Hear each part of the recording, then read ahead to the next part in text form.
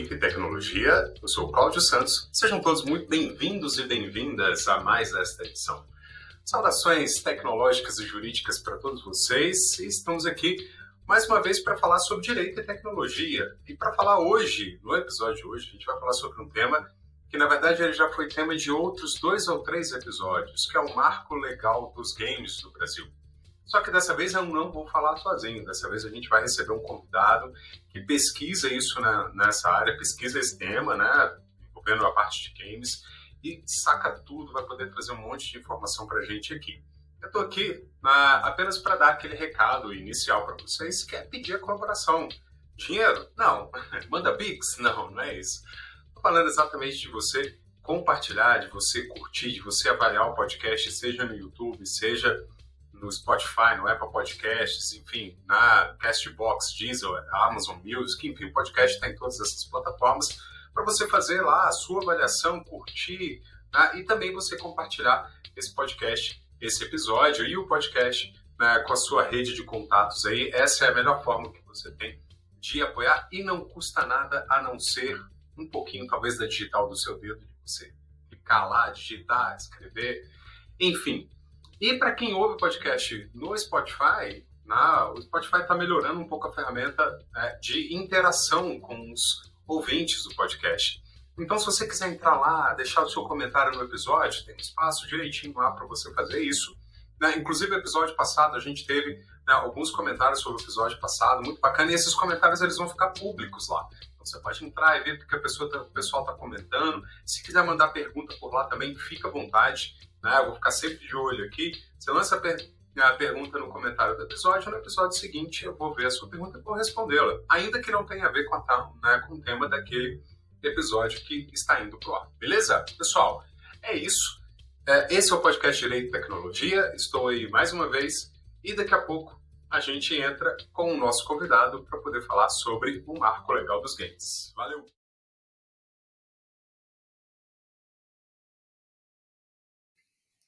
Muito bem, então, pessoal, vamos começar o episódio de hoje. Como eu falei para vocês, a gente vai falar mais uma vez sobre o marco legal dos games, só que dessa vez não apenas eu, mas também agora com convidados. E eu estou aqui com os meus convidados, o Leonardo e o Daniel. O Daniel eu já conheço há bastante tempo, até porque é meu sócio, meu amigo, então a gente está sempre trocando ideias sobre esses temas e outros tantos, e agora ele está aqui comigo nesse episódio.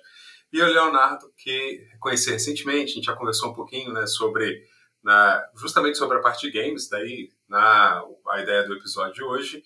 Mas aí eu queria que vocês mesmos se apresentassem aí para a nossa trupe de ouvintes aí, para a nossa audiência. Fala aí o que vocês fazem, por que vocês estão bonitos assim. Estava até de paletó agora mesmo.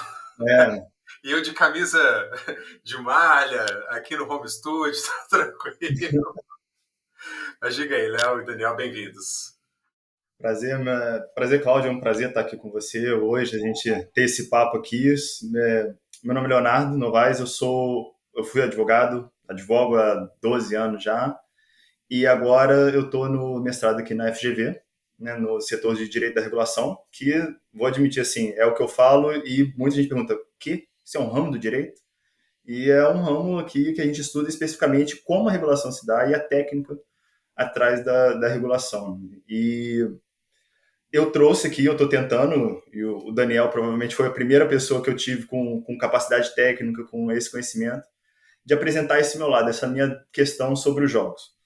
A gente já se afastando daquele terreno comum, daquela sempre dúvida, o jogo é para criança? Não, o jogo é uma indústria gigantesca.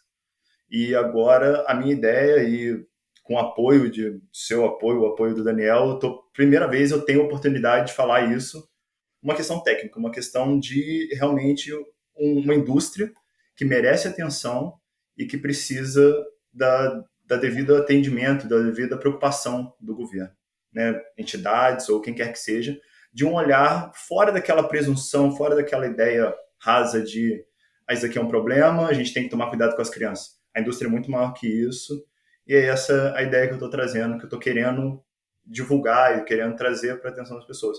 É uma indústria e merece atenção. Bom, Eu sou Daniel Dório, sou sócio do Cláudio, amigo aí de longa data. É um prazer participar do podcast finalmente, né? A gente é ouvinte assíduo, gosta muito de ouvir as informações que você traz e poder participar é legal, é estranho estar aqui do outro lado da mesa, é muito interessante, é uma oportunidade única. Bom, eu estou aqui na FGV também, mestrado em Direito da Regulação. Estou focado em estudar regulação de tecnologia especificamente, e como parte da regulação de tecnologia, nada melhor do que estudar games. Para quem sempre jogou, é um prazer pessoal aliado ao lado profissional. E é o que o Léo falou, a gente tem uma indústria enorme aqui, não só no Brasil, mundial, mas que a gente, como pesquisador de lei brasileira, a gente tem um objeto de estudo imenso que é deixado às escuras. Ninguém fala sobre isso, todo mundo tem uma visão de que são joguinhos que você aceita os termos de uso e está tudo certo. Não é só isso. Tem muito mais coisa que a gente pode analisar. Por exemplo, diversos ramos do direito que estão envolvidos, é uma questão muito mais complexa do que a gente pode imaginar numa primeira visão.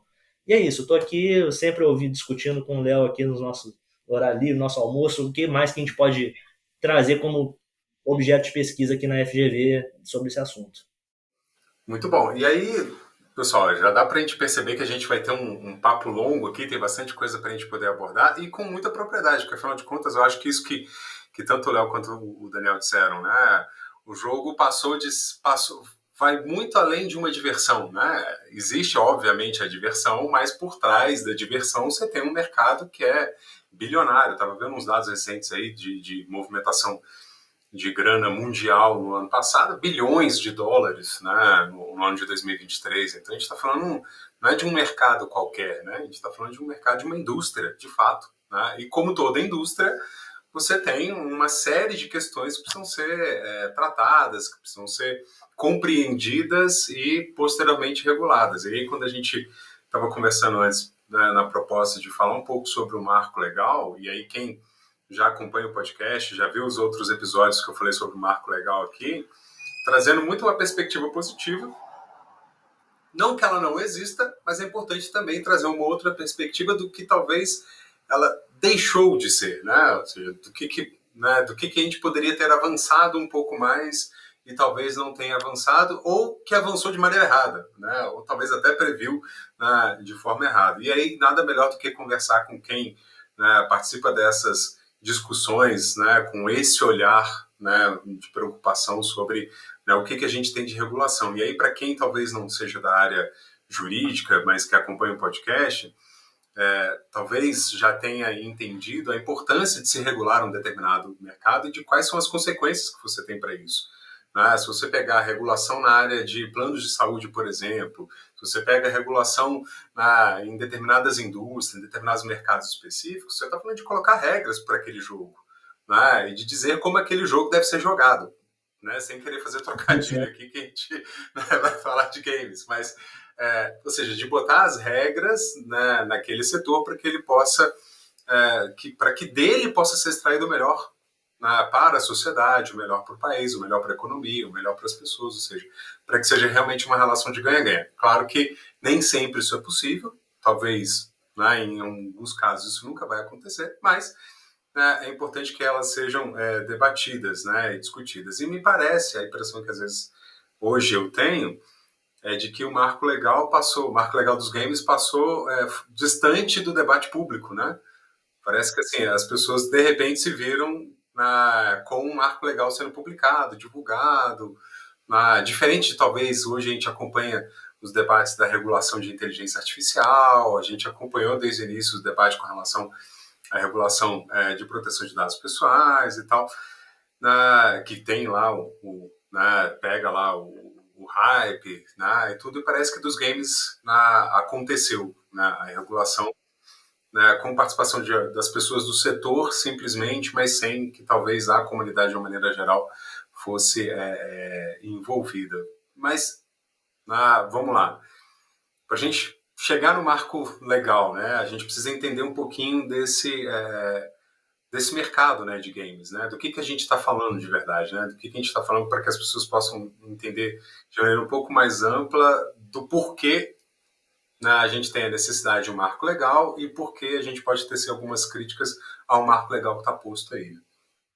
O que você colocou e começando esse assunto e a gente podendo ter uma base de onde que está vendo essa discussão, realmente você falou, os jogos saíram daquela ideia de uma parte mais lúdica, de uma parte de um foco infantil, e se estabilizaram no mercado durante toda a fase adulta e até posterior. Hoje em dia é muito mais comum e se observa adultos participando dos jogos eletrônicos, né? E pessoas a gente tem streamer idosos, a gente tem já um público realmente estabilizado em todas as faixas etárias. E uma indústria que hoje é a indústria que lidera no mercado de entretenimento. A indústria fonográfica, a indústria cinematográfica perdem em conjunto. As duas somadas não chegam no mercado de jogos. Apesar de a gente ter tido no último ano um pequeno decréscimo, há uma projeção de crescimento de 12% ao ano, com estimativa de que até o ano de 2030 a gente atinge um valor de indústria de 500 bilhões. Pode ser que esse valor tenha problemas, a gente está enfrentando uma certa problemática com o crescimento do mercado eletrônico como um todo, por questões envolvendo microprocessadores, até o próprio desenvolvimento da tecnologia tem ficado caro, os servidores têm ficado muito caros, esse serviço. Assim como o fluxo de dados, que hoje já se estima que ele represente um consumo de 10% de toda a energia produzida na China, é exclusivamente utilizada para tratamento de dados, para lidar com isso, os jogos também se incluem nisso, porque, como você falou, é um setor transversal. Não tem como falar de jogos sem eu falar de tecnologia, não tem como falar de jogos sem falar de entretenimento, de pessoa, de relação humana, de relação cultural. Então, todo debate que existe, e assim, talvez seja o meu viés, assim, eu tenho que admitir que é uma conversa que eu consigo levar para praticamente todo ponto. Tem essa introdução. Se eu for tratar sobre a greve dos atores na Califórnia, qual que era o motivo que eles estavam debatendo ali? Uso de inteligência artificial. Se debateu isso e protestos e pararam toda a produção.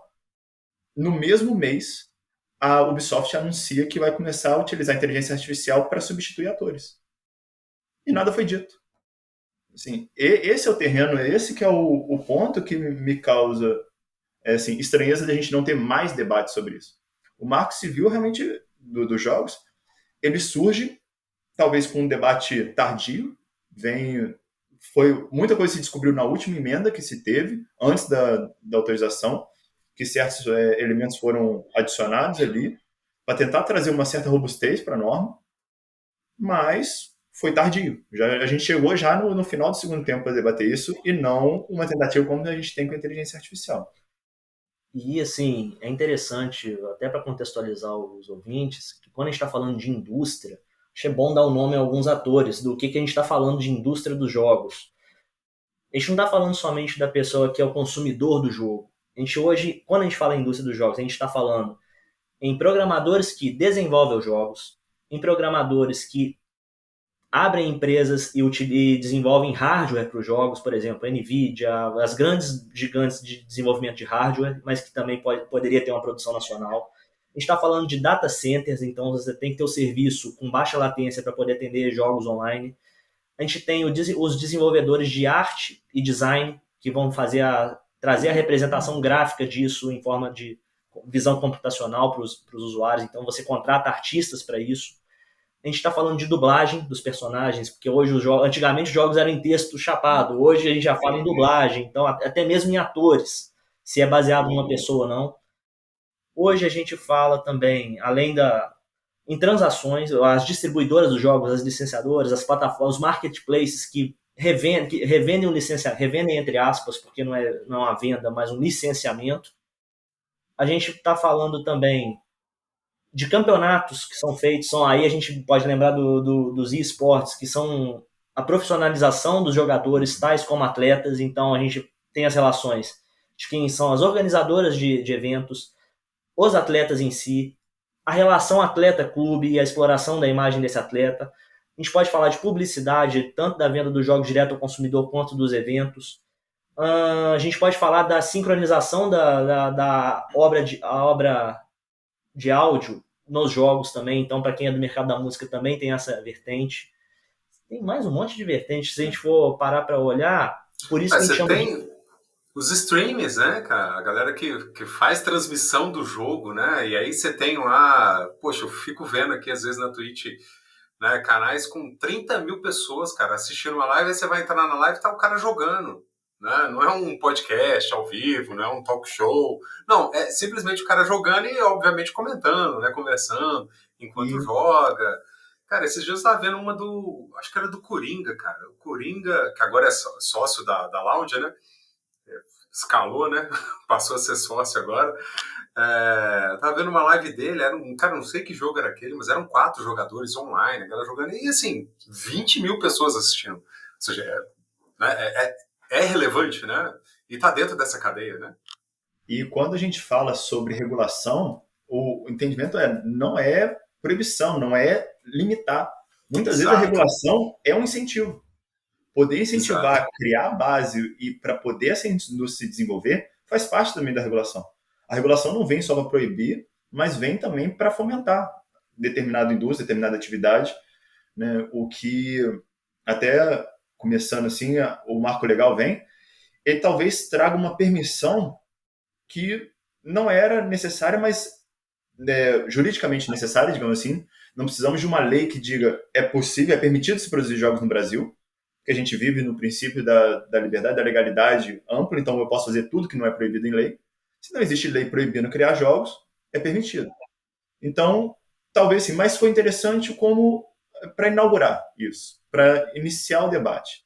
E aí eu acho que repousa o maior valor do marco civil dos jogos para a gente poder ter, talvez o debate seja tardio, mas foi o iniciador do debate. Temos agora alguma coisa como uma base legal, uma base jurídica para começar a pensar como que a gente faz a partir daqui. Quais vão ser os princípios, quais vão ser as metas que a gente pretende alcançar e até onde vão os jogos. E isso é o que me causa interesse e também algumas preocupações com essa norma. Acho que o Daniel citou aí, tem dentro dos jogos hoje, é muito comum as transações econômicas, né? Outro dia a gente batia um papo falando sobre isso, né? De falando do valor das skins, valor, né, de objetos, aí entra na questão do debate dos bens digitais, né, que é bastante interessante também. E aí eu comentava nesse papo que a gente fazia um tempo atrás, a gente estava falando justamente sobre... Eu estava comentando sobre uma skin da CS que eu acho que foi vendida por 5 milhões de dólares, uma coisa assim. Assim, é surreal. Para São, quem não é do mercado de games, para quem não conhece, para quem não joga, cara, ouve uma cifra dessa, fica só, mas como assim? Né? 5 milhões de reais, né? E de fato isso acontece, né? e isso, aí assim, aí você toca no meu ponto, assim, o que eu estou dentro da FGV, a minha pesquisa exata. E assim, é justamente isso. Existe o mercado dentro do mercado. E isso, a dificuldade que eu enfrento para explicar isso para setores tradicionais, para setores que já estão estabelecidos, né, tendo aula assim com os nomes do mercado. Quando você entra aqui na FGV, você tem Sérgio Guerra, que é o diretor da FGV, que trata sobre ferrovia, sobre portos, aeroportos. É um nome que está na cabeça de todo mundo no setor de infraestrutura. E eu vindo com isso, o mercado dentro do mercado, que são as microtransações, que a gente chama dentro dos jogos. Né? Se eu explicar que nos últimos 10 anos a Electronic Arts faturou 20 bilhões dentro da franquia FIFA, e eu disser, não é vendendo o jogo FIFA, tá? É vendendo coisas dentro do jogo. Cara, que loucura. Isso que causa o susto completo, assim, não, calma aí. Eles venderam jogos, por isso que eles ganharam dinheiro. Não, não. Eles venderam um conjunto de cartas dentro dos jogos e por isso eles faturaram 20 bilhões. Cara, Como é muito entender dinheiro. Como entender que isso. E aí que assim, se o jogo já é um assunto escondido, já é um assunto de nicho, eu tô no nicho dentro do nicho. Como entender que depois que você passa esse véu, depois que você entra nos jogos, existe um mundo ali que não vai passar na propaganda da sua televisão, não vai passar nem na propaganda do seu YouTube, você não vai saber até você estar dentro do lugar. E esperar do regulador, esperar do legislativo que tem essa visão tão interna é o problema. E esse é um problema que a gente precisa trazer. E só vai ter uma solução: o debate. Trazer isso para o público, e entender que nada disso é obrigatório. Qualquer esquema, qualquer situação que exista hoje é porque decidimos que ela seria assim. Quando você entra no seu celular e você baixa um aplicativo de determinada empresa, se você está no iOS, se você está no Android, e você só tem um lugar para você conseguir aquele aplicativo, foi porque alguém desenhou assim. Se você entra no seu PlayStation, entra na sua PS Store, e você só pode comprar jogo na PS Store, por quê? É uma regra que foi determinada e que parece ser a verdade absoluta. E por que isso que a gente tem que debater? Por que isso se tornou uma verdade? É uma autorregulação ali do próprio mercado que limita por design seu acesso ali àquele mundo. Então a gente foi condicionado a entender que só seria dessa forma esse acesso nessas plataformas. Sendo que hoje a gente já pode discutir o que a gente está vendo em discussões de direito concorrencial a Apple brigando com a Europa sobre side loading, de permitir carregar aplicativos de outras lojas, não somente da loja própria. Isso pode existir também, essa discussão no mundo dos games. Então, assim, tem muitas interfaces do direito. Então, assim, quando a gente discute direito e jogos, a gente pode discutir vários assuntos tradicionais, mas que precisam de uma visão adaptada quando a gente vem pro assunto games em si. E o usuário fica numa ponta desse... porque a gente chama de usuário, a gente chama de gamer, a gente chama de jogador e tudo, mas que se a gente for olhar para o ponto de vista jurídico brasileiro, por exemplo, é um consumidor, né? Ele é um consumidor, é uma relação de consumo que se estabelece ali, e uma relação de consumo que nem sempre é tão clara, né? Porque a gente tem... É diferente. Vou tentar fazer uma comparação e aí vocês me corrijam, né? Se eu estiver viajando demais. Mas, por exemplo, quando você vai numa loja comprar um tênis, né? Você tem ali o tênis, você olha o tênis, você vê, você veste, você calça, você experimenta e tal, não sei o quê. As regras para aquela aquisição e os detalhes daquela aquisição são muito claros ali, né? Tá tudo na ponta ali, ou seja, é uma negociação simples de ser feita. Agora, quando você fala da aquisição de um jogo, você tem termos daquela contratação que nem sempre são tão claros para quem está comprando, entre aspas, e aí o Daniel já lembrou bem, né? Não é compra, né? Como professor de contratos, né? Eu falo, cara, compra e venda implica em transmissão de propriedade. E isso é uma coisa que não acontece nos jogos. Pelo menos hoje não acontece, né? No passado, talvez o CD lá que você passava na mão pro cara, beleza. Mas ainda assim você tinha limitações de uso também, né? Você era dono daquele CD, daquele DVD ali, mas ele físico, e não do que estava dentro dele, né? Você estava autorizado a usar, né? Então, assim, essas questões elas ficam muito nebulosas, né? Para quem tá... para quem é o consumidor daquele mercado ali, né? Termo de uso complexo, né? Aparece aquele monte de texto lá, a galera só mete o aceito lá e pronto. Quando aparece escrito alguma coisa. Enfim, e nisso o Marco talvez não tenha avançado, né? E essa é uma das principais barreiras que eu enfrento, assim, quando eu apresento o tema aqui, é sempre essa pergunta, mas o direito do consumidor já não resolve esse problema? E foi como, assim, durante a minha qualificação, foi uma questão que me foi trazida e a minha resposta, infelizmente, é outra pergunta. Direito de imagem, direito de propriedade resolve inteligência artificial? Não resolve. Todas as regras se aplicariam, em teoria, a norma é suficiente. Mas o conjunto de regras que a gente tem hoje não consegue tratar da inteligência artificial. Assim como as normas de consumo não conseguem se transferir para os jogos por inteiro. Se a gente pensar, você compra um jogo, você tem 7 dias para devolver? Você compra, vamos colocar em aspas assim, porque é muito interessante. Nos termos de serviço de todas as empresas, da maioria, mas vamos citar assim, especificamente da Sony, ela diz assim, você compra, compra, compra. O último parágrafo é assim, mesmo que tenhamos utilizado o termo compra, transferência, não significa que você está comprando ou transferindo. Você está recebendo autorização. Então ela faz um disclaimer assim, no texto dela mesmo, apesar de ter vindo 30 páginas para cima, dizendo compra e transferência, ela vem no último parágrafo dizendo assim, mas entenda que compra não é compra, é licenciamento. Você só tem o direito de uso pelo tempo que a gente quiser e eu posso romper isso amanhã. Você não tem nenhum direito adquirido, você não tem nenhuma expectativa de direito a partir disso. Você pode utilizar enquanto eu permitir. E isso tem sido visto de forma cada vez mais comum nesses jogos que são principalmente jogados online, tem disputa. Às vezes lança a versão deste ano do jogo, não estou falando das grandes franquias que tem um suporte até por um prazo razoável, Mas de franquias menores, não deu certo, não vou vender aqui, não deu uma quantidade de usuário. 6 meses depois desliga os servidores, é um jogo que é estritamente online, o que você faz com aquilo? Não tem o que fazer, ele perde a serventia dele. Então, e não é dada permissão ao usuário que altere o jogo para tentar jogar em rede local, justamente a questão de você não ter a propriedade não te permite alterar a regra do jogo, o código do jogo para adaptar a sua jogabilidade. Então, assim, um código fechado que não permite alteração e que está estritamente sujeito à soberania das empresas que estão licenciando ali. Então, acho que um exemplo disso, eu não sei, é porque eu nunca joguei, né, mas o Fortnite é um exemplo de um jogo que só roda online, né, cara? Ele não tem como você jogar sozinho. Sozinho que eu falo assim, né? Ter ele na sua plataforma e você jogar ele fora do ambiente online, né? Não tem, né? Ele é multijogador o tempo todo, né?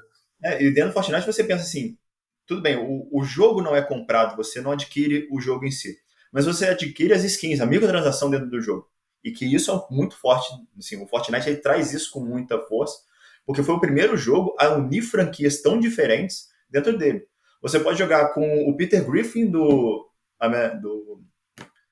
da seriado de televisão, ou pode jogar com um personagem da Marvel.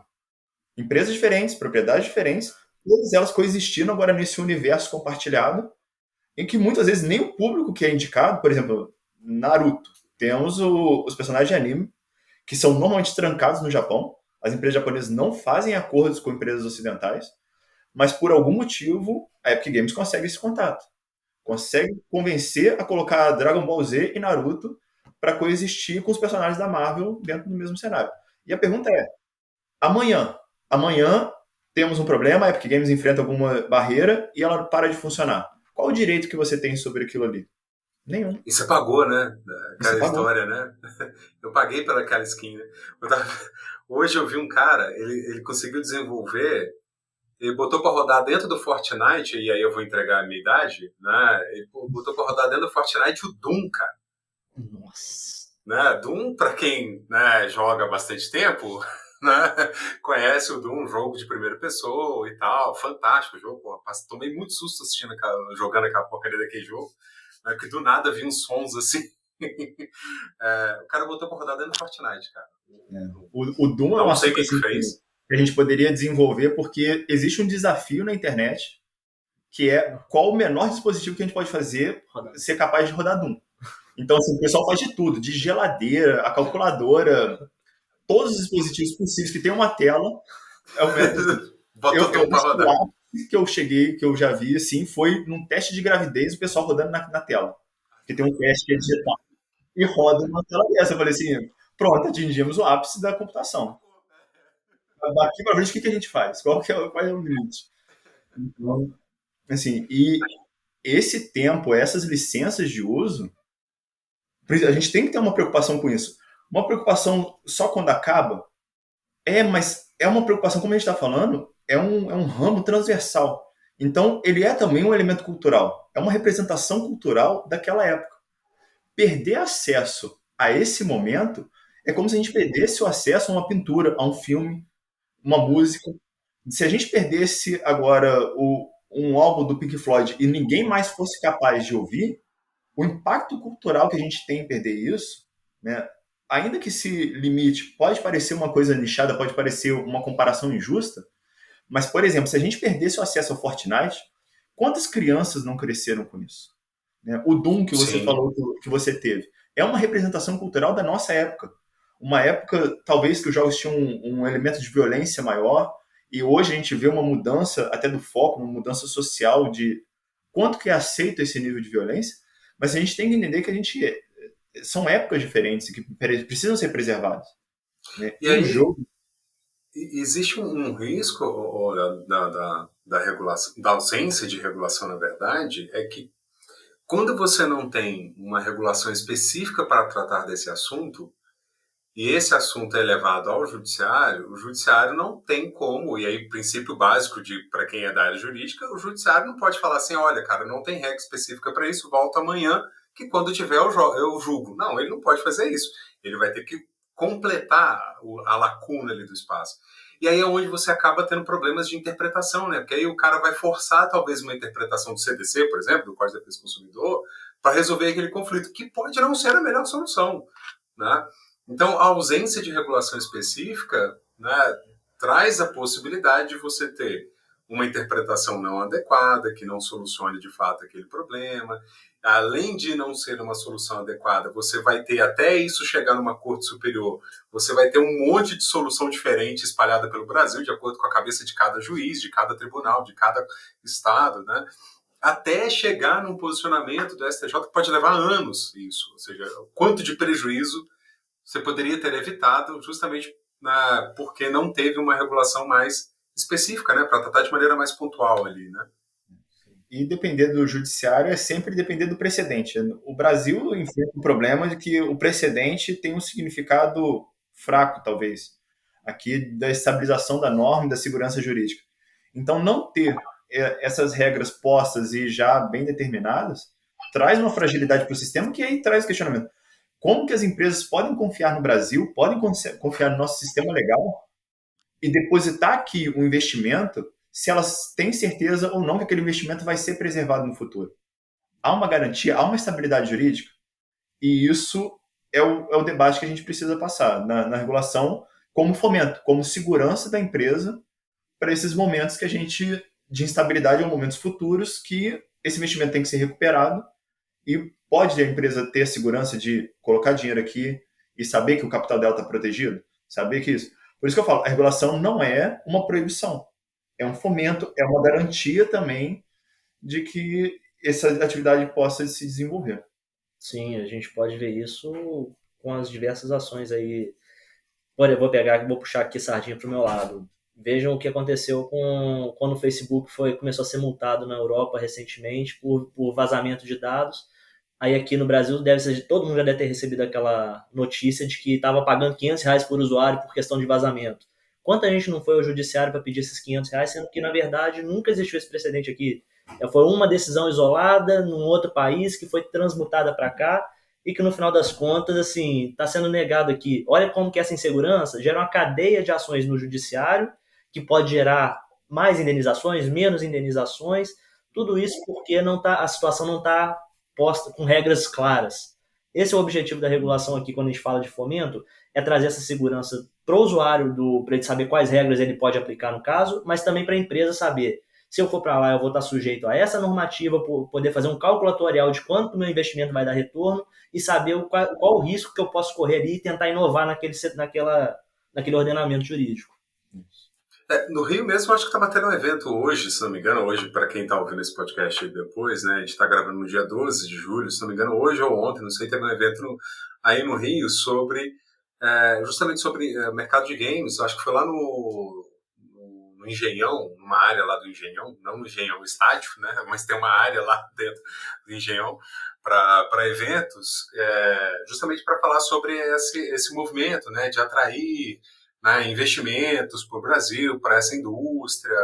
E eu concordo com vocês, né? Eu acho que uma boa regulação ela tem esse papel de fomentar o desenvolvimento da indústria, né? E aí, quando a gente fala de fomento, não só em fomento no sentido de concessão de incentivos fiscais, por exemplo, né? Mas de fomento no sentido que o Daniel estava falando aí, né? De segurança jurídica. Sim. Né? Porque aí a empresa, sentindo que há uma segurança jurídica, ela pode investir porque ela sabe que existe norma, que a gente vive num estado de direito, ou seja, há regras, e essas regras vão ser cumpridas, ou seja, isso faz com que ela se sinta mais segura, né, para trazer talvez uma unidade para cá, de investir, sei lá, se a gente está falando da indústria de games, uma Epic, por exemplo, comprar uma indústria brasileira e de repente botar dinheiro aqui, começar a desenvolver alguns jogos aqui, né, a própria indústria daqui também crescer, enfim. Data Center, que é a grande promessa. E toda essa cadeia que a gente já falou, né? Tudo aquilo que está em volta, né? Uma fonte de energia limpa no Brasil, assim, é exemplo para o mundo todo, e a gente poderia ser os grandes servidores do mundo, e a gente não tem isso ainda por falta de fomento. Então, assim... Essas são as barreiras que a gente enfrenta hoje e que eu acho que precisariam ter sido endereçadas no Marco Civil. O Marco Civil, ele vem dos jogos, ele vem com assim, e agora abordando, ele vem com essa permissão de tudo bem, pode-se fabricar jogos no Brasil, vai ser livre, mas deixa de criar, quem vai ter a verdadeira atenção nisso, né? E a preocupação é essa. Quem vai ficar o responsável por gerir? Se você observa países no exterior, desenvolver normalmente foi associado com o órgão da cultura, então foi levado foi reconhecido como um elemento cultural, assim como no Brasil, mas foi endereçado, olha, agora temos uma autoridade responsável por isso. Porque, analisando o Marco Civil, temos disponibilização de capital, vai ser tratado, a Lei Rouanet se aplica, a Lei de Incentivos à Inovação se aplica. Mas qual que é o limite disso? Quem vai realmente, como que vai ter acesso direto a esse capital? Não se sabe. Agora vai ter que todo mundo bater na porta do governo e falar, tudo bem, eu me enquadro aqui. Qual que é o formulário que eu preencho? Porque às vezes o problema pode ser uma opção no formulário. Às vezes o problema pode ser falta eu me descrever como uma empresa de jogos e ter um quadrinho para marcar X que eu sou uma empresa de jogos. Às vezes o problema é tão simples quanto isso. Muitas pessoas imaginam, não, mas não vai ter o dinheiro, não vai ter isso. Às vezes o capital está lá, o valor está lá para ser disponibilizado, mas falta uma opção no sistema. E quem ficou responsável por fazer isso? Ninguém. E o marco civil dos jogos deixa de abordar isso. E eu acho que, a minha visão, é que ele poderia ter sido mais principiológico, né? Trazer um conjunto de ideais, de projeção, de programas e, principalmente, estabelecer uma autoridade reguladora. Estabelecer uma autoridade, agora se vai ser direto, indireto, se vão ter uma autonomia nessa agência, vai ser uma agência reguladora, não vai ser? É uma questão política a ser definida, porque existem outros debates sobre delegação de competência, né, e até de legitimidade, porque há dúvidas, a dúvida minha sobre a legitimidade de certos pontos dessa norma. Poderia ter sido instituído questões tributárias, questões numa lei ordinária, teria que ser analisado isso mais a fundo para ver se houve competência, se houve alguma invasão disso. E outros elementos acabaram ficando fracos. Se preocupou tanto em dizer que era permitido que os jogos fossem feitos e foi dito que era um elemento audiovisual, era um produto audiovisual, mas e como vamos tratar a questão das licenças, né? As patentes? Vai ficar como? Eu vou ter que, se eu produzo um código, então isso é software. Isso vai ser definido pela lei do software. Mas tem uma música esse jogo. Eu vou ter que fazer uma segunda inscrição disso, eu vou ter que fazer um segundo registro disso. Por que não unificar os registros se é uma obra completa? Justamente, verdade. Você acaba fatiando o produto, a obra do todo ali, você acaba, pela forma como foi endereçado, por exemplo, a parte de criança a gente vai jogar para o ECA, a parte de privacidade a gente vai jogar para a LGPD, a parte de direito de propriedade intelectual vai para a lei de propriedade. Aí a gente já questiona se é a de software ou se é a de propriedade intelectual geral. Então, assim, poderia ter dado, a falta do tratamento específico se dá nisso. O legislador ele não se atentou à complexidade inerente dessa indústria. Então ele acabou mais dificultando, porque ele remete às mesmas normas que a gente já tinha. Então não precisava existir esse marco. No final das contas, se você for analisar, se eu preciso olhar a parte de proteção de dados na LGPD, ok, já era, não precisava falar isso. Já deveria. Se eu preciso olhar o Código de Defesa do Consumidor, da mesma forma. Então, já deveria. ECA, mesma coisa, né? Da forma como está escrito, ele não acrescenta, assim, não acrescenta. Ele se limitou onde ele não precisava, onde ele precisava inovar, onde, assim, trouxe exemplos. Os profissionais dos jogos são. E definiu um rol que está mais ligado ao software do que a parte audiovisual. Parece que é um esquecimento do que ele disse no primeiro parágrafo. Ao reconhecer que é uma multiplicidade, há diversos elementos ali, deveria reconhecer que também são diversas profissões. E ainda que ele delegasse, ainda que ele entendesse, olha, é transversal, cada setor vai receber uma pequena competência e tem que ter. Ele tinha que ter articulado isso. Ele transfere, em certo momento da norma, ele transfere ao Ministério Público o dever de fiscalizar se os jogos vão ter canais de comunicação e denúncia. Agora, assim, ele delegou para o Ministério Público, delegou para órgãos diversos a competência sobre uma questão que os órgãos estão prontos para receber isso? Como que isso foi articulado? E assim, ele chega a ser vago, porque se você, para quem conhece a estrutura do que é o Ministério Público, ele é o fiscal da lei. Ele não tem poder normativo. Ele fiscaliza o que tem. E a partir do momento que você atribui, ele vai fiscalizar se vai ter isso. mas isso está definido onde? Eu não lembro de ter escrito no Código de Defesa do Consumidor canais de denúncia específicos para violações de termos de uso de jogos. Então, assim, ele gera uma anomalia. É quase como se tivesse soltado no ar, né? Soltou, ó, tem que ter isso aí, galera. Agora, como você... Até teve um episódio desses que eu gravei sozinho, um que eu falava sobre a parte de proteção da criança e adolescente, eu cheguei a comentar isso. Olha, ele fala que tem que ter um canal. Como você vai fazer isso, cara? Ele não falou. Então, assim, senta na frente aí, discute, monta um time de trabalho, pensa como é que vai ser melhor e tenta imaginar o que seria o ideal, porque, na verdade, não se falou. Ó, tem que ter. Agora, como? Cara, se vira. Né? Dá seus pulos. E isso faz muita diferença, né, cara? Porque, assim, na prática, isso faz muita diferença do como você vai ter esse canal, né? Poxa, você está falando de um jogo para criança, você está falando do Minecraft da vida. Como vai ser esse canal lá dentro do Minecraft para que uma criança possa ter acesso a esse canal? Será que ela vai entender qual é o papel desse canal, o que ele tem que fazer, qual é a função dele, né? Ou não? Ou você vai obrigar os pais a supervisionarem? Enfim, né? Ou seja, tem uma série de coisas que, de fato, né, faltou ser um pouco mais, né, detalhista. Mesmo nesses pontos que o marco legal parecia assim que ele, não, cara, tô fazendo isso aqui muito bem. Mas no final das contas não fez, né? O que é uma estratégia até assim, se a gente pensar, vamos chamar a indústria para dizer qual que seria a melhor solução, é uma estratégia regulatória válida. O Banco Central, por exemplo, ao criar o PIX, né, ele fez um sandbox regulatório, ele convocou, né, e o Open Finance hoje convoca as empresas que atuam no mercado e fala assim, vem aqui e vamos desenvolver a ferramenta em conjunto. Porque é muito difícil você tentar criar uma solução para todos os jogos.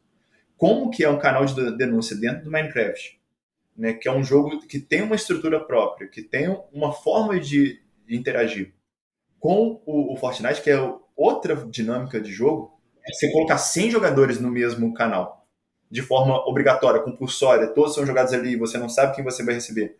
Num servidor fechado no Minecraft, onde tem um host, tem alguém que é responsável, é uma dinâmica totalmente diferente. E chamar essas duas empresas, Epic Games, hoje a Microsoft, que é dona do Minecraft, mas Microsoft, vamos sentar aqui e vamos conversar, vamos entender como é que está sendo feito e qual que é a ferramenta que vocês indicam. Vamos criar um aplicativo? Né? Vamos criar uma ferramenta dentro, talvez um flag? Como que vai ser isso? Não sabe. Né? Delegou-se para a empresa e fala assim, empresa, resolva um problema aí. E depois eu vou te fiscalizar. E depois eu vou te cobrar. Depois eu vou te cobrar. E se você não tiver adequado ao modelo que eu imaginar na época, eu vou te multar. E aí que vem o problema. Essa insegurança que as empresas não querem lidar, que no Brasil a gente acaba repetindo e caindo no mesmo vício. Não sentar para conversar, não debater a questão, entregar uma norma pela metade e depois querer cobrar uma solução que eu imagino adequada dependendo da política da época. Ou do ator envolvido, no caso. Ou do ator envolvido. Infelizmente. Só queria voltar na questão do fomento que a gente comentou. Beleza, né? Agora vai ter acesso à lei, né, Rouanet, que seja, ou outra legislação de incentivo, mas de fato ele só previu isso, né? Ele não... Aí eu fui, esse tempo atrás eu estava pesquisando, cara, é extremamente complexo, cara, participar dessas, ter acesso a esses recursos, ou que seja de isenção fiscal, enfim, outros programas. E de fato, né, acabou ela não avançando no detalhamento disso, né? Tipo, como você faz? Ou seja, eu acho que meio que jogou a galera lá, né? Eu falo, fazendo uma comparação talvez não tão adequada, mas é como você virar para um cidadão comum que é usuário, por exemplo, de serviço público e falar para ele o seguinte, olha, a partir de amanhã você só consegue fazer esse serviço se você entrar no gov.br. E não explica para o cara como é que ele faz. Tipo, entra aí, é assim que você vai fazer. Isso prejudica a efetividade da norma também, né? E criaram, e baseado em critérios assim que não se deu o trabalho de explicar. As empresas podem ter um rendimento até 16 milhões. De onde que veio esse número? Que pesquisa? Houve um estudo para entender qual que era a necessidade? Né? As empresas, 16 milhões é suficiente para produzir um jogo? Varia. Eu tenho uma gama, assim, pontos infinitos numa reta, para dizer, existem jogos hoje que custam $500 milhão para serem produzidos, mas existem jogos que são feitos por uma pessoa só. Se preocupou, tudo bem, ao capital, acesso ao recurso. Depois desse jogo lançado, ele vai ter onde ser publicado? Qual que é o desenvolvimento? Qual que é?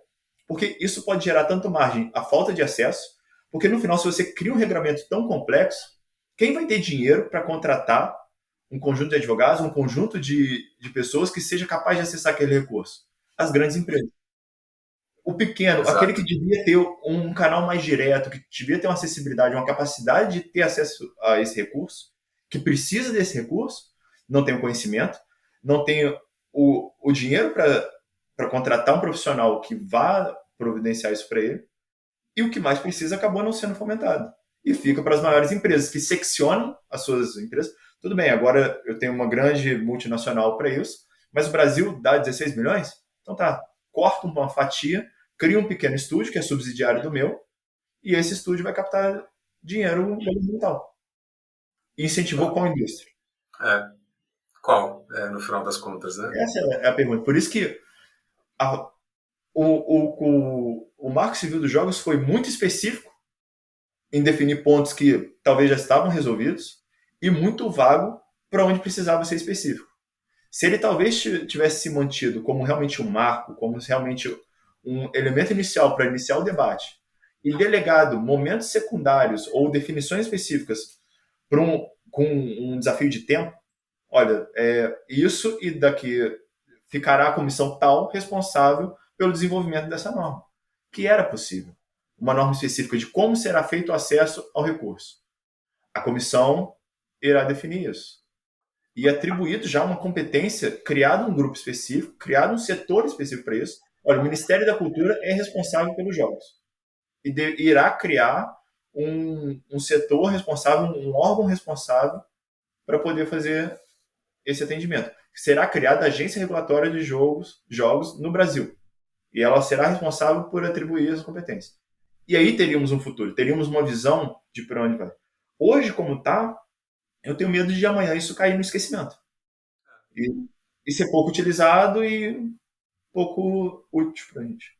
Dá ideias, me parece, eu estava pensando aqui agora, da ideia de que o marco ele foi desenvolvido como uma lei definitiva, e eu vou explicar o meu raciocínio. Quando o Marco Civil da Internet, lá atrás, em 2014, quando ele foi aprovado, tinha-se já, na discussão dele, depois da sua aprovação, a perspectiva de uma necessidade de um decreto posterior para regulamentar algumas questões que estavam previstas dentro do Marco Civil da Internet. E assim foi feito. Tanto que hoje, quando a gente vai falar sobre o Marco Civil da Internet, a gente não pode esquecer do decreto regulamentador. Então, o marco legal ou o marco civil dos games, dos jogos, a gente não tem essa perspectiva. A ideia que, pelo menos me parece, da leitura do marco civil dos jogos e do que foi discutido e debatido dele, é de que ele é uma norma definitiva, só que a gente está chegando à conclusão de que ele não é uma norma definitiva, né? Ou seja, há uma série de pontos ali que dependem de uma regulamentação. E aí onde entra o ponto que você falou, né? Quem é que vai fazer essa regulamentação? Aí vai ficar aquela regulamentação, né, dispersa, né? Sim. O Ministério da Cultura vai fazer uma coisa, aí, sei lá, uma comissão lá no Ministério da Justiça de Criança e Adolescente vai fazer outra, aí, né, a NPD faz outra, aí a NPD faz outra para a inteligência artificial, porque parece que vai cair no colo da NPD, né, a inteligência artificial. Ou seja, vai ficar aquele Frankenstein de regulações, né, que corre-se o risco de não conversarem entre si, né? Sim. E esse é o risco que a gente enfrenta com vários setores, né? Porque o jogo é isso, multiplicidade de elementos. Se eu tenho um problema com o áudio do jogo, um exemplo, o Tony Hawk. Foi um jogo de skate, talvez, aí eu estou denunciando a minha idade, né? Foi talvez quem jogou, quem teve o PlayStation 1 viu e lembra das músicas, de olhar, às vezes a gente mais associa a música do que lembra do jogo em si. Durante muito tempo a gente não teve o remake dele porque não sabia como lidar com as licenças. Porque ele usou, e é um desafio que a indústria dos jogos passa, o medo de se usar determinada música, porque depois a licença vai expirar, eu não consigo relançar esse jogo, porque a licença está travada em algum contrato muito antigo e eu não consigo refazer ele. E as mesmas coisas, eu proíbo amanhã aposta. Eu considero que a microtransação, o loot box, é um elemento de aposta, que é um debate, assim, na Europa, se você escolher cada país, eu vou te falar assim, cada um tem uma definição, entende se é ou não. Inclusive, o mais surpreendente é que o Reino Unido fala assim, tá, tudo bem, eu acho que não é aposta, mas se fosse, eu não teria conseguiria regular isso, porque eu não tenho pessoal e dinheiro suficiente para isso. Então, assim, para mim não é aposta porque eu não tenho dinheiro para fiscalizar isso não, tá?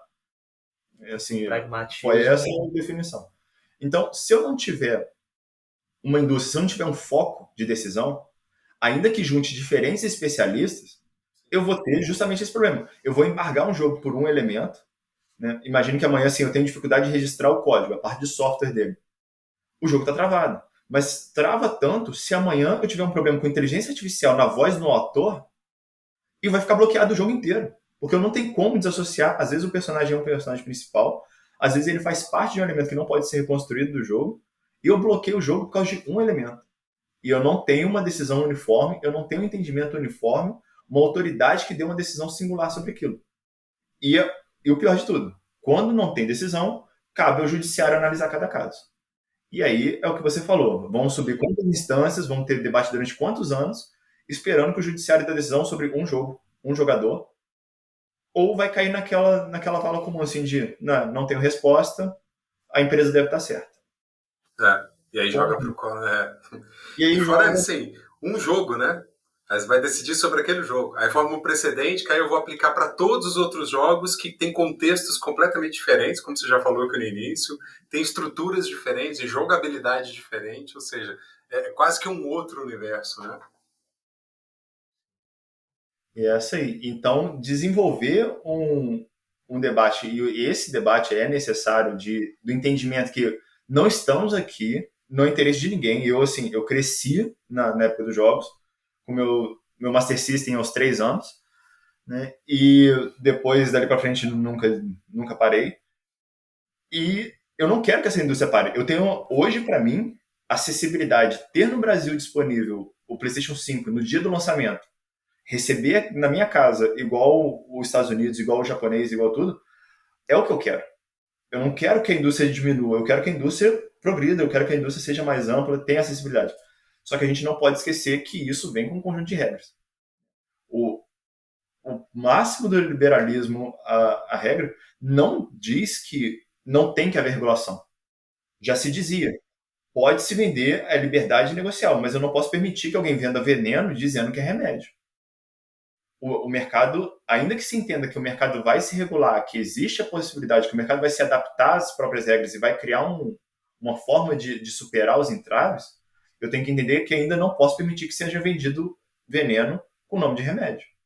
Então, as táticas, os elementos disso tem que ter uma análise sobre aquilo e um debate, porque se eu permitir questões, por exemplo, como monopólio, hoje se debate quanto que a aquisição da Microsoft impacta ao comprar a Activision Blizzard, né, a maior aquisição da história da tecnologia, são 70 bilhões de dólares, passou por todos os órgãos regulatórios, foi aprovado, e depois de um ano, o órgão regulatório da União Europeia, do Reino Unido, começa a questionar se devia ter sido autorizado ou não.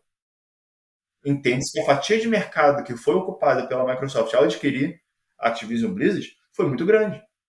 Por quê? Esqueceram do mercado de dispositivo móvel. Quando compra Activision Blizzard, esquece que tem um terceiro nome ali, que é King, que é a fabricante do Candy Crush. Então, assim, quanto que do mercado de jogos isso foi tomado? Quantos empregos se debate hoje a quantidade de empregos que está sendo perdido? Existe um site, se você procurar, que vê no mercado de tecnologia quantas demissões ocorreram nesse último ano. Outro fator que precisa ser entendido como é que é a dinâmica dos jogos. Porque são tempos de produção e são estúdios que manipulam a quantidade de pessoas que eles precisam nos quadros dele. Não tem como se manter uma demanda permanente comparado o tempo de desenvolvimento e o tempo de administração de jogo. Todo jogo se desenvolve durante um tempo. E o que eu faço com aqueles trabalhadores nesse tempo? São contratos por tempo limitado? São contratos permanentes? São transformar isso em prestador de serviço? Tá vendo isso? Porque dentro do mercado dos jogos, todos os assuntos se aplicam. E a gente tem que entender como que a gente vai tratar isso como sociedade. Qual que é o desejo da sociedade para isso?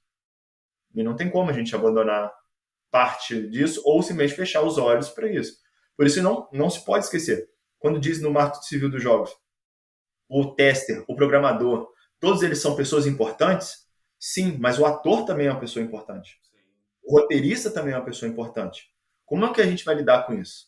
E não se deu o trabalho de falar assim, olha, vamos lidar do mesmo jeito que a indústria de cinema lida com eles. Não. A gente, do parágrafo 3 para baixo, esquecemos que isso é um elemento audiovisual e tornamos meramente um programa de computador. Ou seja, ficou, né, só lá no preâmbulo, né, falar que era obra audiovisual. É a obra audiovisual. Vai ter acesso a Lei Rouanet, acabou. Isso, e esquece, bola para frente. E fora que, assim, quando você fala da questão da sociedade como um todo, acho que ainda tem um outro detalhe que o Marco Civil acaba tocando, que é a utilização dos jogos para fins didáticos, né? É uma ferramenta poderosa, se a gente for parar a pensar, né? Para gerações mais jovens, talvez, que são mais próximas, né, de jogos, seja FIFA, independentemente do estilo do jogo, é uma ferramenta poderosa, é uma ferramenta didática também bastante interessante, né? E acaba perdendo também com isso tudo, né? Porque quem vai querer desenvolver jogos para fins didáticos dentro desse ambiente? Porque demanda de dinheiro, né? Ou seja, demanda tempo, você tem que ter essa equipe toda para poder fazer algo minimamente, né, atraente, né? Porque não adianta também você colocar lá um joguinho meia boca para a galera que está acostumada a jogar Free Fire, né? Enfim, CS, jogos, né, GTA, não adianta, cara, não vai ser fim didático, o cara vai olhar torto da mesma forma como ele olha pro livro físico lá que está na mesa dele, né? Tanto assim, a pandemia trouxe essa inovação, forçou a vários órgãos, empresas a desenvolverem, assim, do dia para a noite, algo que seja um pouco mais interativo, que se percebeu que a criança não consegue ficar na frente de uma tela de computador, acreditava assim, não, se der um dispositivo eletrônico, claro que ele vai querer ficar na frente. Não, isso não chama atenção dela. Ixi, não vai, eu falo um pouco com experiência própria. Eu tive uma filha pequena na época de pandemia, época escolar. Não prende. E fala assim, a gamificação, e a gente tem que até se preocupar com esse termo. Tudo é jogo, ou temos programas que têm, ou ferramentas que têm elementos de jogos dentro dela, o que vai criar uma distinção. Se eu coloco a luzinha, a caixinha que faz barulho, tudo isso, o desafio, talvez ele não seja um jogo, mas seja um instrumento gamificado. E, assim, a gamificação hoje em dia se discute até dentro do mercado de valores imobiliários. De como que os traders, de como essas ferramentas de negociação se tornam, têm elementos de jogos porque mostram a recompensa de determinado, colocam ranking de pontuação, tudo isso é carregar os elementos dos jogos para dentro de uma outra ferramenta, o que não torna ele automaticamente um jogo. Então, assim, para as escolas, ao adicionar elementos de jogos para a questão da educação, quem ficou responsável por analisar qual que é o material que vai ser distribuído? Porque normalmente quando é distribuído nas escolas, a gente tem autoridade, temos um MEC no Brasil que faz análise do material, faz a validação do material e autoriza a utilização em escola. Isso não foi citado. Olha, você pode usar para educação. Tá. E como é que é o caminho para isso? Quem vai fazer a validação? A lei ficou quieta. E não se mudou também na diretriz de educação brasileira como que vai ser, se é possível entrar. Como você falou, a lei parece que ela se sente completa, ela se apresenta como uma lei completa, mas que ao analisar cada ponto, você vê assim, está faltando alguma coisa aqui. E ela precisaria reconhecer a incapacidade dela de ser uma lei absoluta, de ser algo que resolvesse por si só, e não reconhecesse, olha, por essa amplitude do mercado, eu estou aqui vindo traçar as bases, mas chamasse cada um ao dever.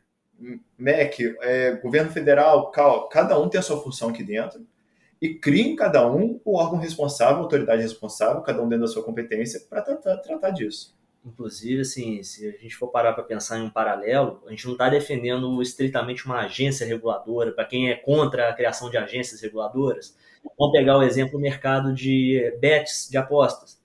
Era uma lei que foi discutida ano passado, que no início do ano falou, nos ministérios do governo federal, a Secretaria de Governo vai regular isso, vai ser o órgão regulador. Em 6 meses já baixou o decreto, já tem todas as modalidades normatizadas e já está em operação, já com previsão de, se votar agora até o final do mês de julho, ó, investidor, pode vir fazer bet aqui no Brasil, que a partir do início do ano que vem o ecossistema está todo regulado com essas regras. Então, assim, Por que fizeram isso?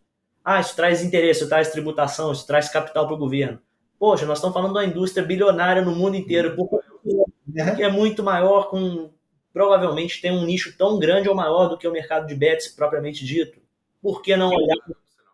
E muito mais saudável. Tem isso. Então, aí a gente fica no terreno comum, assim, a violência nos jogos. Isso é um debate já raso. A gente já está Extremamente raso. a gente já está pronto para os próximos passos, assim, entender a questão do vício. Não adianta ficar vício em jogo, como vira e mexe, surge uma declaração dessa. Mas vício no quê? Qual é o elemento que você está falando? Existe um elemento de vício próprio? Então vamos debater isso. Esse ponto específico. Não falar jogos causam vício. Jogos influenciam mal. No quê?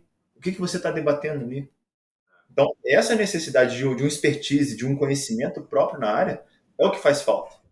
Não adianta eu querer colocar dentro vamos colocar a NPD, colocar dentro da agência regulatória alguém que não entende como funciona a transmissão de dados. Assim Sim. como não adianta colocar dentro do legislativo, fala assim, decidam sobre jogos, com alguém que tem opinião do século passado, de décadas atrás, de que jogo é uma coisa para criança e que é ruim, ou que é bobeira discutir. Não, é uma tributação, né? Porque como é dada a tributação sobre jogos eletrônicos no Brasil? Compra um jogo que você vai ver assim, a Sony dizendo, não houve tributação nessa compra. Quem é a autoridade responsável por fazer gerenciamento? Entende-se jogo como software. Então se aplica As regras. as regras do software. E as skins são compradas dentro dos jogos. Como é que está sendo tributado? Está havendo a devida regulação disso? Está sendo devida vigilância? É um assunto que precisa ser desenvolvido, é um assunto que precisa ser tratado. Porque as bets foi muito fácil. Bateu, tá tudo quanto é pôster, tudo quanto é Time de futebol tem lá na camisa. propaganda, tá ali. Mas, de novo, é uma indústria que se coloca muito à frente. Você sabe exatamente quando fala sobre aposta, todo mundo entende, porque é um mercado muito na cara. É um mercado já tá pronto e facilmente visível. Agora, entender que existe um mercado dentro do mercado, como acontece nos jogos, é uma coisa que não se observou ainda. Cara, e a gente tem uma comunidade gamer no Brasil que é muito forte e que é bem grande, mas é engraçado, né? A sensação que eu tenho é que às vezes eles ficam meio que... Eu tô tentando buscar a palavra, mas é como se eles estivessem um pouco escondidos, né? Eu acho que se a gente for comparar as bets, né, com os jogos nesse ponto, né, a bet, por estar relacionada principalmente ao futebol, né, apesar de não ser exclusivamente futebol, mas principalmente ao futebol, tem propaganda na televisão o tempo todo, e a comunidade, a gente sabe no Brasil, né, que a maioria das pessoas gostam de futebol, faz parte da cultura brasileira, né, o esporte e tal. Então realmente fica mais na cara e aí a indústria, né, das bets acaba fazendo isso que você falou, né, acaba se impondo de uma maneira. Os games parece que é uma coisa escondida, né, parece que ainda é o adolescente dentro do quarto, escondido, jogando, né, dos pais. E, na verdade, não. Eu acho que esse debate, inclusive, ele surgiu, essa questão do jogo ser para criança, de que isso não é esporte, isso é brincadeira e tal, justamente no debate da classificação dos atletas de esportes como atletas. Né, se aplicar a Lei Pelé ou não, né, qual seria a legislação apropriada. E aí veio essa questão. Né, e parece que hoje ainda a gente enfrenta, né, de novo essa concepção, né? A gente precisa realmente, como a gente está falando desde o início aqui, né, ultrapassar um pouco esse limite, né? E a minha preocupação, assim, se eu pudesse nomear, a primeira preocupação que eu tenho é a transparência. Mas, assim, transparência no quê? Muitas vezes em como esse jogo é administrado por parte do servidor. Tanto a transparência na coleta de dados, aí o Daniel vai ter toda a expertise para falar disso, mas a transparência também em como as empresas revelam para os seus jogadores a dinâmica que acontece ali dentro. Quais são os requisitos, porque muito mais assim, isso é aleatório. Mas a aleatoriedade dentro da computação Não existe. Existe aleatoriedade dentro da computação ou existe um programa que, por critérios até físicos, né, até o próprio clock do processador, vai dizer qual que é a probabilidade de você receber um item? O tempo que o processador leva ali, a aleatoriedade dele, na verdade, está inserida nesse próprio código. Né, temos a empresa que hoje em dia, semana passada, lançou um jogo que está fazendo um certo sucesso, que é a Nexon. A Nexon é a fabricante, é a desenvolvedora do Maple Story. É um jogo infantil, assim, é até estranho que ainda exista, mas é um jogo que se desenvolve principalmente no mercado asiático. E eles foram multados pela autoridade da Coreia do Sul, porque o elemento aleatório dele descobriram que não existia. A chance do usuário ter o item que ele desejava era zero. Não tinha possibilidade. Mas eles diziam que havia uma probabilidade baixa, não vou me recordar exatamente a porcentagem, mas era abaixo dos 10% de, ao comprar uma caixa de item, no loot box, você receberia aquele item que era um aumento significativo no poder. Só que não existia a possibilidade de se eu conseguir aquele item. A autoridade coreana foi lá e multou a empresa Nexon por isso. Essa falta de transparência. Como que eu sei que aquela caixa que eu compro, aquele item que eu quero, ou aquela probabilidade de sucesso, está sendo efetivamente respeitada? Né? E é um fator relevante, porque ainda que não seja de conhecimento amplo do público, hoje em dia a gente começa a ter um nicho, os youtubers, as personalidades, os influenciadores, começam a questionar. E a Nexon foi obrigada, essa semana, a twittar dizendo assim, olha, estamos criando ferramentas de provar que a gente está respeitando as probabilidades que a gente está anunciando. Porque foi questionado dentro do jogo, chama The First Descent, ele traz umas margens de cada missão que você completa, você tem a chance de adquirir determinado item. E começou a questionar a comunidade por causa dessa multa, dizer assim, Nexon não está respeitando as probabilidades. Ela foi obrigada a vir a público para dizer assim, tô sim, vou criar uma ferramenta para provar para vocês. Qual ferramenta? Ninguém sabe. Como uma empresa consegue ser transparente na probabilidade que ela anuncia? Esse é um dos grandes desafios que a gente tem que enfrentar hoje. Como que eu sei que a chance de eu adquirir determinado item, ao pagar por ele, está sendo respeitada? E assim, os jogos hoje, o japonês tem um termo gacha, né? Que ele vem, e até interessante essa história, que ele vem daquela máquina japonesa que chama gachapon, que você insere uma moeda, ele tem várias bolinhas dentro dela, você gira a máquina depois de inserir a moeda e cai um item, cai uma daquelas bolas e tem um item surpresa dentro. Né? O japonês chama isso de gachapon, do barulho da moeda sendo inserida e do mecanismo sendo gerado. E toda uma indústria é feita nisso. Não é muito comum aqui no Ocidente, mas lá as loot boxes são muito mais comuns. Então você adquire, a ponto que eles são obrigados a inserir o que eles chamam de peer system, que é um sistema como se fosse assim, já investiu o suficiente, tá, vou te dar uma chance maior de conseguir o item que você quer. E normalmente essas probabilidades são menores do que 1%. As pessoas compram centenas de caixas esperando ter aquele personagem específico, aquele item específico, sem saber se ele realmente vai conseguir aquilo ou não. E como regular isso? Como eu saber que aquela probabilidade está sendo respeitada? Isso pode trazer, inclusive, Léo, um problema que a gente estava até discutindo em outra conversa. Aqui no Brasil, a gente tem agora a questão do superendividamento regulado na seara consumerista. Até que ponto esse comportamento de vício, de adição nesse mecanismo de você estar ali sempre jogando, deve ser barrado por um superendividamento? Até onde que é o limite saudável da autonomia da pessoa de querer gastar o dinheiro conforme ela quer, ao ponto que fica insustentável para o sistema financeiro, ao ponto da pessoa ficar disfuncional. Então, assim, olha quantos reflexos que a gente tem. Vou trazer sardinha aqui para o meu lado. A NPD. A NPD está agora começando sua normatização, está começando a atuar igual suspendeu o novo produto da Meta na última semana. Mas, assim, vamos parar para pensar em termos de utilização de dados pessoais em jogos. Poxa, todo mundo agora que joga já deve ter visto rankings em que eles colocam, determinado jogo, o personagem mais utilizado é o tal, o número de tempo gasto em média tal, ou seja, as empresas tratam esses dados de todos os jogadores e elas estão te monitorando constantemente as suas ações dentro do jogo, o que você clica, onde que você para, quanto tempo você fica online, em qual dispositivo você está. Se você tem uma conta, obviamente, seu nome que você inseriu ali, se exigir o nome real para transação, para questão de compras, os seus dados financeiros, a empresa tem toda a sua vida no seu período de hobby, no seu período de ócio. Ela pode tratar aquilo ali somente para desenvolver novos produtos, aí a gente vai entrar na questão do tratamento para propósitos específicos. Ela está desenvolvendo novos produtos, esse é um propósito específico, a gente pode discutir. Hoje, a grande preocupação dos especialistas em proteção de dados pessoais é análise de você fazer inferências sobre comportamentos, inferências comportamentais.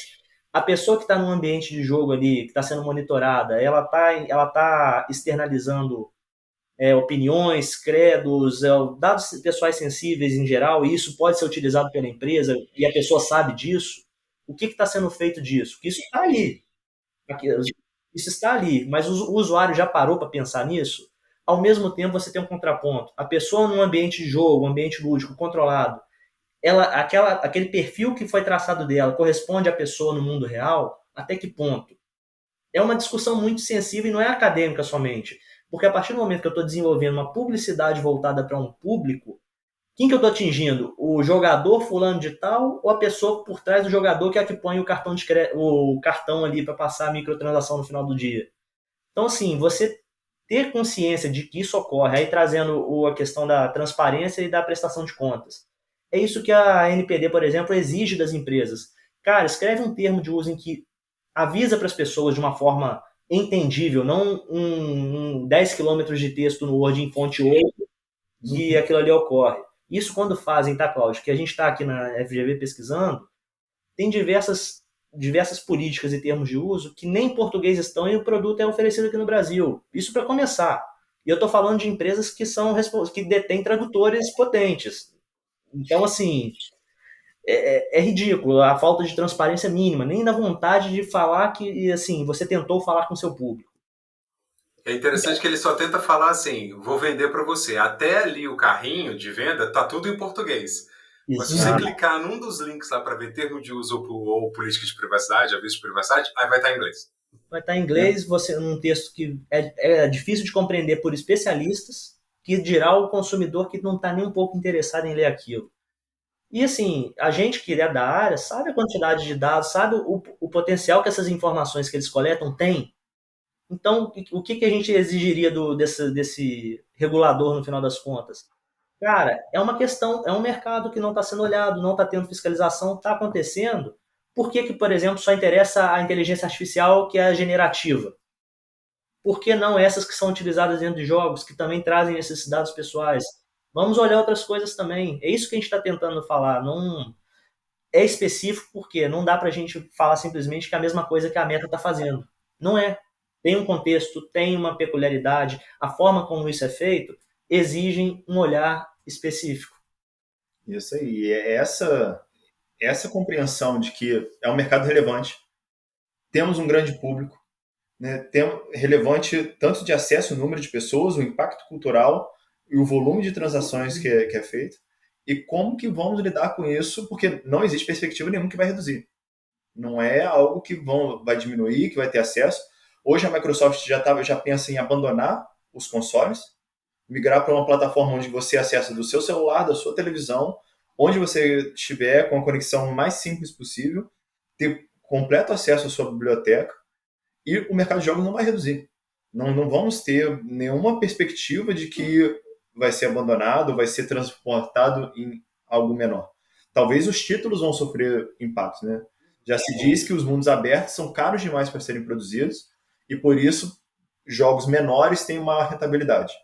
E isso vai ser porque, assim como a indústria da música passou das músicas de 10 minutos para de 7, 3, e hoje a gente tem pequenos cortes de 40 segundos, 30 segundos para poder encaixar em vídeos do TikTok, a indústria dos jogos também passa pelos mesmos fenômenos. Jogos gigantescos que são aclamados e têm um bom resultado, e jogos menores que foi feito por uma pessoa só. Por exemplo, partidas rápidas para somente me entreter no meu horário de intervalo. Então, assim... E como lidar com essa multiplicidade dessa indústria que precisa de uma atenção. E não dá para jogar no terreno comum. Isso é uma relação de consumo, resolve-se pelas questões de consumo. Não dá. Não tenho como falar, não, esse jogo dura 1 hora só, mas tudo bem, você tem 7 dias para devolver. Como que eu vou levar essa responsabilidade para o desenvolvedor, que vai ver a sua audiência utilizar o jogo e simplesmente abandonar. Tinha um canal de um streamer que fazia isso. O objetivo dele era zerar os jogos antes do período de devolução do CDC. Para ele poder devolver. Ele joga o jogo, zera o jogo e devolve o jogo pela falha do Código de Defesa do Consumidor para esse mercado específico. Então, assim, é uma má fé, claro, um abuso ali, mas assim. Sim. Mas ainda assim, é uma situação que está. Ele tá atuando numa brecha, né? Ele está atuando numa A zona legislação cinzenta. permitiu, né? Exato. E por isso que a preocupação não é com o usuário só. Eu também tenho que garantir para essa empresa que venha para o Brasil e tenha a segurança de que a gente vai respeitar a sua propriedade e que vamos desenvolver ferramentas que também vão te atender. Não é um olhar unicamente de defesa do consumidor, do usuário, sim, de propor uma indústria, de propor um desenvolvimento para isso. A indústria precisa do jogador, o jogador precisa da indústria. Então, assim, tem que ser uma parceria aí que atenda o interesse dos dois, né? Exatamente. E o Estado no meio ali como a entidade responsável por puxar essa regulação, né? Por estabelecer as regras ali, né, de como isso tudo vai funcionar. E, claro, ele também tem seu interesse particular, né, que é a arrecadação. Então, sim. Eu acho que, na verdade, a gente está falando de algo que interessa a todo mundo, né, interessa a sociedade como um todo, em todas as suas esferas, né, seja na área de educação, como a gente citou, seja por aspectos culturais, seja por questões econômicas, obviamente, tributárias, ou seja, a gente está falando de um mercado que é extremamente interessante. Bom, pessoal, não sei se... Acho que a gente falou bastante coisa aqui. Eu sei que esse episódio a gente vai ter que revisitá-lo daqui a um tempo. Eu estava aqui ouvindo e falando assim, cara, a gente está lançando algumas coisas num processo que é, de certa forma, inicial, né, de regulação. A gente tem, assim, não está perfeito, mas está aí. Né, já que está aí, então a gente precisa debater, discutir, criticar, né, elogiar no que for possível, elogiar o marco, mas que com certeza eu acho que a gente, né, talvez daqui um tempo, né, não vou falar daqui a um ano, daqui a 6 meses, porque as coisas às vezes no Brasil mudam da noite para o dia, né? Então a gente não sabe o dia de amanhã, mas tem muita coisa para acontecer enquanto o mercado de games, propriamente dito, né, a inteligência artificial vai ter algum impacto, essas transformações que vocês comentaram aí a respeito dos jogos muito grandes, né, para produções um pouco mais simples, né, a questão do streaming de jogo, né, tá aí a Steam como um modelo de negócio interessante e outras, né, similares, ou seja, o próprio mercado está passando por muitas transformações. E aí eu volto no nosso ponto inicial para a gente já ir finalizando, que é uma coisa que o Leonardo citou umas 2 vezes aí, de que talvez fosse mais interessante que a legislação fosse mais principiológica, né, de fato. Exatamente por conta dessas transformações todas do próprio mercado, né? Sim, e convidar aí, assim, de novo, é uma estratégia válida convidar o mercado para se regular, para dizer assim, vamos definir as normas, porque hoje existe um mercado estabelecido, a facilidade, até a própria inteligência artificial trazendo novos atores para o mercado, e como que vão ser estabelecidas essas bases? Qual a regra? Vamos criar o canal de comunicação. Vamos estabelecer um canal comum de denúncia? Preservar essas pessoas que estão expostas a esse ambiente, as crianças que estão expostas a esse ambiente, para uma salvaguarda, para uma maior proteção? É necessário. Então, não só o debate com a sociedade, da parte da sociedade civil, mas também com as empresas que venham também, mostrem suas necessidades, suas preocupações, para que a gente possa fomentar esse mercado e esse tipo de prática, essa atividade, para que seja interessante para todo mundo, para a gente realmente ter um mercado respeitando. Porque, lembrando, o Brasil está entre os 10 maiores mercados do mundo nos jogos. Ainda com todos os nossos problemas, com a nossa moeda, com a necessidade de se pagar em dólar sobre todos os jogos, essa competição, é caro, muitas das vezes, mas ainda está entre os 10 maiores do mundo. Inclusive, notícia dessa semana, a Tectoy, sim, aquela Tectoy que tinha aqueles laptops de brinquedo e que nacionalizou o Mega Drive, a produção do Mega Drive na década de 90, voltou essa semana, anunciou que vai fazer algo similar ao Steam Deck, que é para fazer justamente jogos por transmissão, por streaming.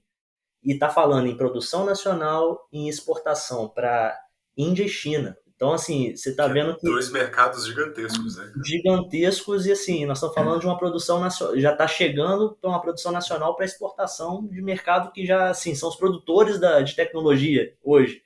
Então, você vê que tem interesse do mercado no setor. Então, é mais um sintoma aí do que a gente está tentando trazer luz, né? Com certeza.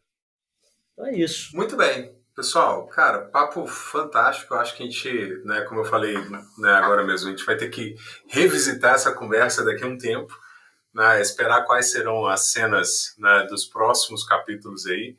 Mas é um mercado que merece a nossa atenção, que já precisa muito de profissionais da área jurídica, né, focados, especializados, né, atentos a esses debates todos, né, assim como demanda profissionais de todas as outras áreas, como a gente já citou aqui, né, do dev ao designer, né, ao produtor musical, enfim. Ou seja, a gente precisa, né, dessa cadeia toda muito bem envolvida para que a gente possa ter um desenvolvimento saudável. Então, com certeza, daqui a um tempo, a gente vai refazer esse episódio para ver o que mudou, né? O que evoluiu, talvez já com alguns julgados, né? Espero que sejam bons, né? Vamos ver e essas decisões que surgem e, de novo, assim, sobre o mercado de jogos, é o que a gente acabou pincelando várias partes, desde as microtransações até as relações comerciais entre um monopólio. E assim, pode ter certeza que estou sempre à disposição para qualquer assunto desse, porque é um mercado que realmente sou fascinado por ele. Eu acho que ele trata sobre muitas questões ao mesmo tempo. E com certeza, cada tema que a gente passou aqui por cima teria um episódio inteiro, teria assunto suficiente para a gente passar o resto do dia aqui e a semana falando sobre ele. Inclusive, a gente pode marcar o seguinte, hein, Léo? A gente pode marcar um episódio para depois da sua defesa, cara. Para a gente falar sobre a sua dissertação especificamente, porque, como você falou, né, cada tópico aqui dava para a gente explorar e avançar, e a gente pode trazer, né, a sua dissertação em podcast, né, depois da sua defesa, claro. Né? Só chamar que estou sempre à disposição, sempre pronto para falar sobre isso e disponível para vocês. Muito bom. Algum recado final aí para a gente... Acho que é isso, né?